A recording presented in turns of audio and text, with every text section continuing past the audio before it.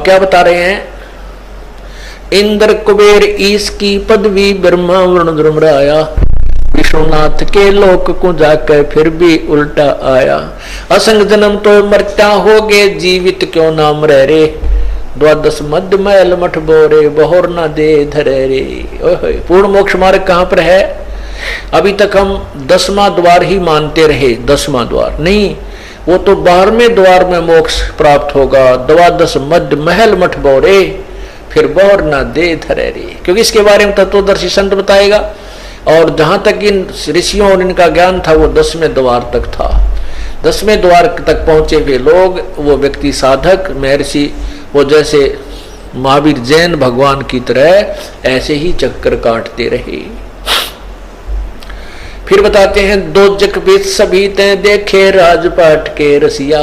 दोजक कहते नरक को और बहिष्ठ कहते हैं स्वर्ग को, कि ये तूने सभी प्राप्त किए। जैसे महावीर जैन जी ने 80 लाख वर्ष तो देव पद प्राप्त किया स्वर्ग में, और फिर करोड़ 30 करोड़ बार गधा, 60 करोड़ बार गधा, 30 करोड़ बार कुत्ता, 20 करोड़ बार बिल्ली, 20 करोड़ बार हाथी, ये भगवान, और नपुंसक स्त्री और केले के वृक्ष, गर्भपात में मरण, ये कष्ट तो बिना गिनती के हो गए। तो क्या बताना चाहते हैं, दोजक बहिष्ठ सभी ते देखे राजपाट के रसिया। फिर नरक में भी गए महावीर जी, नरक में 2 बार।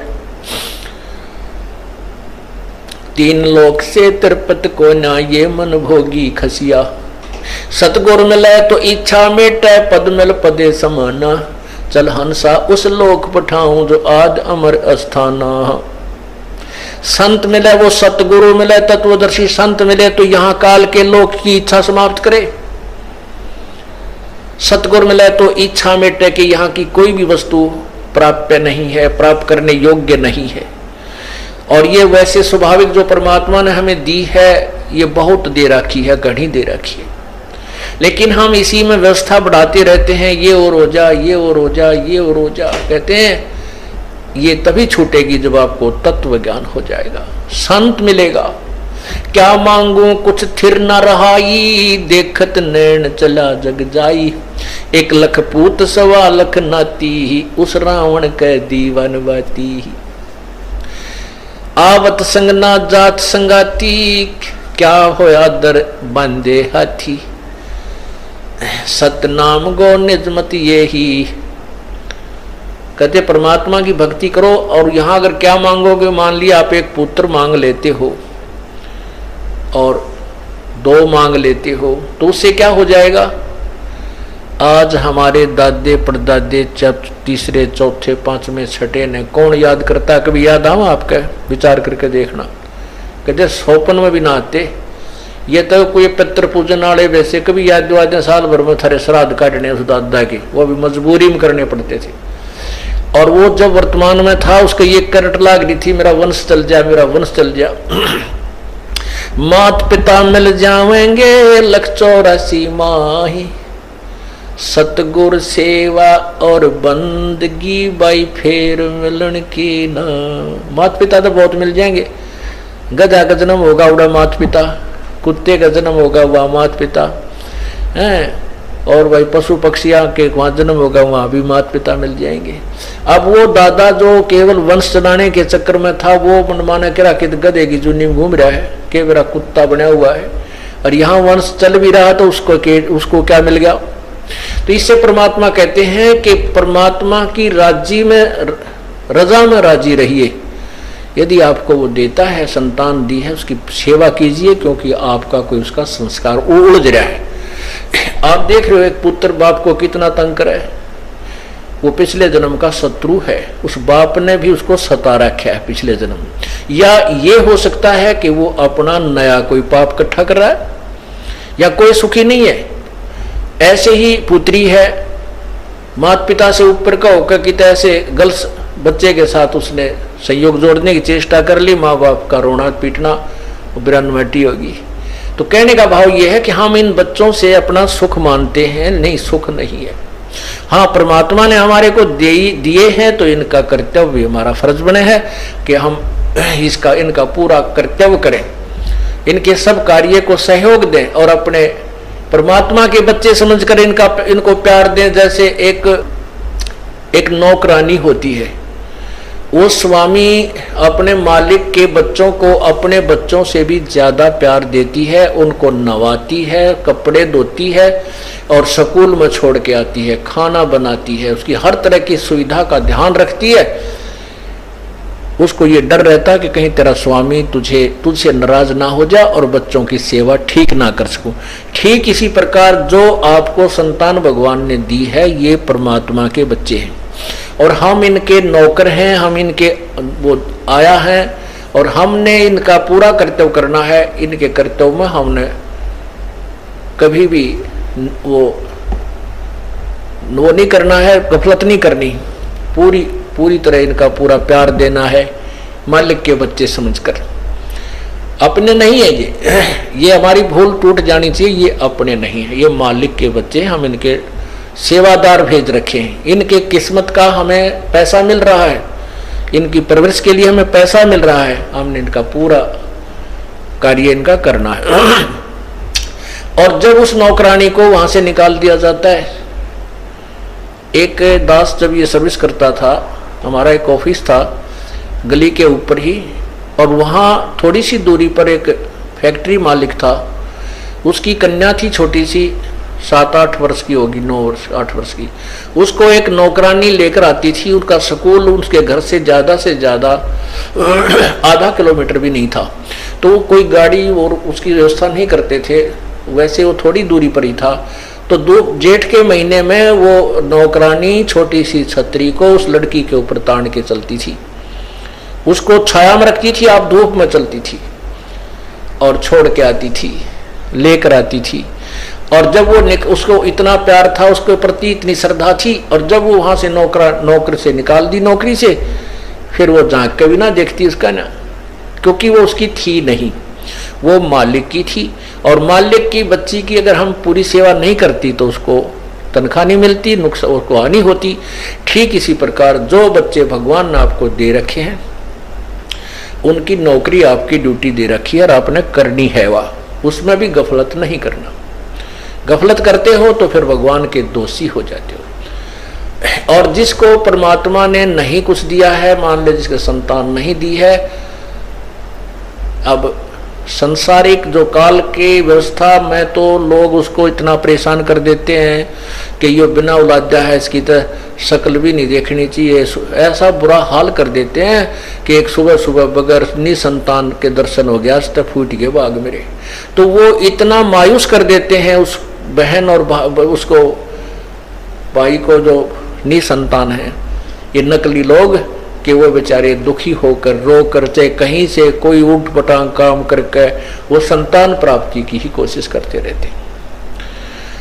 परमात्मा का जो तत्व ज्ञान है उसके आधार से ये बताया है कि एक लेवा एक देवा दूतम, कोई किसे का पिता न पुतम, ऋण संबंधी जुड़ा एक ठाठा, अंश में सब 12 बाटा। एक लेवा एक देवा दूतम, एक तैसा बेटा है माता पिता की खूब सेवा करा है, और पिताजी दारू पी और गाल देर खूब उंडा बोल रहा है, और वो लड़का फिर भी सेवा कर रहा है क्योंकि वो पिछले जन्म का कोई उस बाप का खा रहा है, और ये वो छाती पे बैठ कर बाप उस बेटे का पैर ले रहा है और उसका खा रहा है, उसको पूरे कर रहा है अपने। और एक ऐसा पिता है बेटा है कि बाप को मार रहा है और बेटा खा रहा है और बूंडा बोल रहा है, गलत काम कर रहा है, रोजो लाने लावे। तो वो उस पिता ने कभी किसी जन्म में उस पुत्र की ऐसे ही कोई संपत्ति वगैरह को ले रखा था, कोई धन उसका प्राप्त कर रखा, वो अपने पूरे करेगा। तो यह कहते हैं एक लेवा एक देवा दूतम, और कोई किसी का पिता नहीं पूतम। ये तो काल ने हमारे को धोखा दे रखा है, तेरा बेटा ये तेरी बेटी, अब मर जावा, बता हमारा क्या था यहाँ पर ये इतनी जबरदस्त नशा हो गया हमारे कि जैसे शराबी ने 100 बार कह ले उठ ले रहे, तू कहाँ पड़ा है, तो एक बार तो न्यू कर फिर न्यू कर जा, कि उसके बस की बात नहीं, उस पर नशा इतना हो गया। तो हमारे इस आपके ऊपर ये इतना ज्ञान, इतना हर प्रकार की साधना बताई जा रही है, उसके बावजूद भी हमारी जो चेतना इतनी प्रबल नहीं होती जितना परमात्मा करना चाहते हैं। और ऐसे ही होगी, वो लगे रहोगे, सुनते रहोगे, क्योंकि आप यहाँ तो सुनते हो 2 घंटा 4 घंटे 5 घंटे 6 घंटे जिसने जैसा समय मिला, और संसार के श्लोक सुनो सारी आन, पड़ोसिया के, रिश्तेदारों के, राम में, बस में, जहाँ मिलोगे वहाँ वही दंत कथाएं सुनने को मिलती हैं। इसलिए ये ज्ञान इतना दृढ़ और ऑथेंटिक होते हुए भी पूर्ण रूप से स्थान शीघ्र से नहीं बना पाता, लेकिन कुछ दिनों के बाद यही ज्ञान आपके हृदय में रह जाएगा। फिर यह दंत कथा लोगों की बातें आपको अच्छी नहीं लगेंगी। अब कोई नो कह तेरे संतान को ना बता, इतने दिन हो गए नो। अब कबीर परमात्मा नीरू नीमा के घर आए, उनको संतान नहीं दी, ना संतान देते उनके देर लागे थी, हाथ जुड़वा दें संतान थे, लेकिन उन्होंने उनको पार करना था, उनकी बिरान माटी छुड़वानी थी, नहीं तो संतान भी दे देते हो। अब हम इस बात, या तो आप इस स्कूल में एडमिशन लो ना, और लेते हो तो फिर सारे ज्ञान को अकॉर्डिंग समझो और इस पर हर एक पॉइंट पर विशेष विचार करो कि हमने यहाँ से पीछा छुटवाना है। और यही बार बार कहते हैं, कोट जन्म तन ब्रह्मत हो गए, कुछ ना हाथ लगे, अरे कुकर सुकर खरबा बोरे कौआ हंस गाय। तो परमात्मा कहते हैं, एक लेवा एक देवा दूतम, कोई किसी का पिता नहीं पूतम। ये ऋण संबंधी, ये एक दूसरे पर जो कर्जा है आपका, इस कारण से पिता और पुत्र बने बैठे हैं। अंत समय में 12 बाट, कोई किसी के साथ नहीं जाता ना आता। ये काल का भयंकर जाल है। इसको समझने के लिए, उसके लिए एक ही तरीका है कि अपने बेटा और बेटी को, माता और पिता को, भाई और बहनों को इस तत्व ज्ञान से जोड़ दे, भगवान की शरण में ले आवे। फिर ये परमात्मा आप रुखाड़ा हो जाएगा, आपको भी पार करे, अपने बच्चों को भी, आपके बच्चों को भी पार करेगा। और उनके मान लिए कोई कर्म में, भाग्य में कोई ऐसी अनहोनी भी है, घटना भी, दुर्घटना भी घट रही है, वो भी टल जाएगी। आप भी सुखी रहोगे और आप जिसके जिम्मेवारी आपकी लगी है वो भी ठीक ठाक पल पोष जाएंगे और आपके ऊपर विशेष बर्डन नहीं रहेगा। परमात्मा की शरण में आने से बहुत सुविधा अधिक मिल जाती है। तो फिर ये आपका जो काल का कर्जा ये भी ठीक ढंग से उतर जाएगा। सतगुर मिले तो इच्छा मेटे, पद मिल पदे समाना, चल हंसा उस लोक पुठाऊं, आदि अमर अस्थाना। 4 मुक्ति जहां चंपी करती, माया होरी दासी, दास गरीब अभय पद पुरुष, मिले राम अविनाशी। अब अविनाशी राम मिले और 4 मुक्ति जहां चंपी करती, माया होरी दासी। यहाँ 4 मुक्ति है और इन 4 मुक्तियों को प्राप्त हंस भी जन्म मृत्यु में रहता है। और परमात्मा कहते, जो इन यहाँ की 4 मुक्तियों में जो तू सुख मानता है, वो सुख तो तेरे चरणों में सदा रहेगा उस सतलोक में।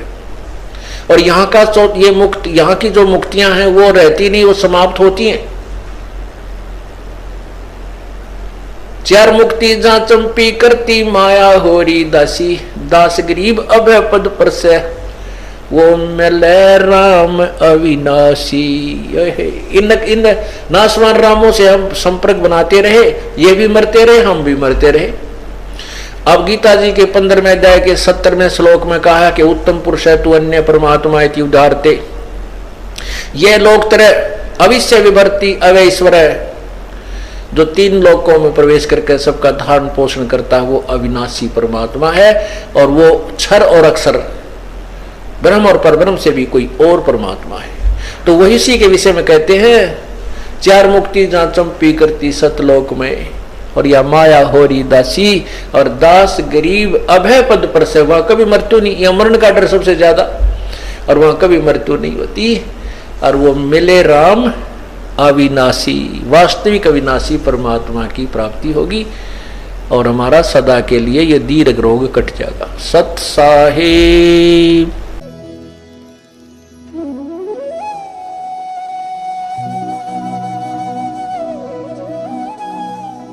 अगर आप ये वीडियो YouTube पर देख रहे हैं तो हमारे चैनल को सब्सक्राइब करें और बेल आइकन को दबाना ना भूलें। अगर आप Facebook पर ये वीडियो देख रहे हैं तो हमारे पेज को लाइक करें।